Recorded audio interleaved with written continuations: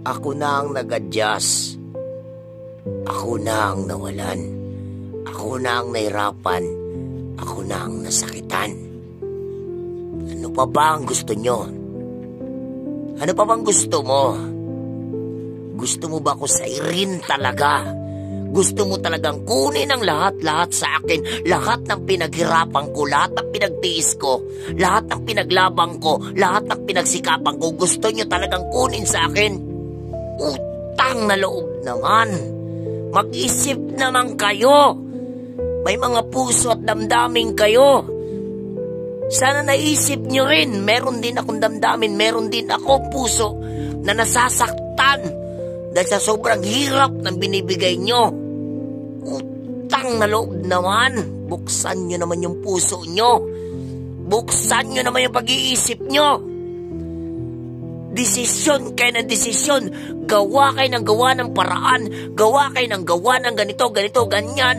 Kahit ano ginagawa nyo, pansarili ginagawa nyo. Hindi nyo naiisip yung mga tao nyong nasasaktan. Hindi nyo naiisip yung taong nahihirapan. Iniisip yung sarili nyo. Kaya yung buhayin sarili nyo. Ayaw nyong makontento sa kung ano meron kayo. Yun kayo. Tanggapin nyo sa sarili nyo. May panahon at oras din kayo. Ang galing yung manakit. Ang galing yung magsalita. Kala nyo kung sino kayo. Sino kayo magaling, sino kayo malinis, sino kayo magplano. Pero hindi kayo nag-iisip. Wala kayong mga puso. Kung naririnig man ito, sana isipin mo rin, may pamilya kang binubuhay. May pamilya rin akong binubuhay. Kaya sana maging patas kayo.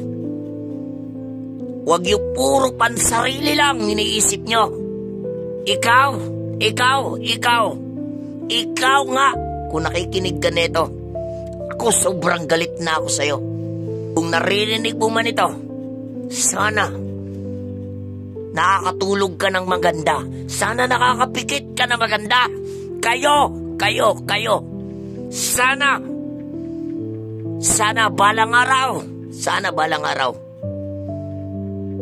magising kayo sa katotohanan na huwag pansarili lamang ang iniisip nyo. Maraming paraan, pero wala kayong nagagawang paraan. Sana hindi isukmat ng panahon at tadhana para sa inyo.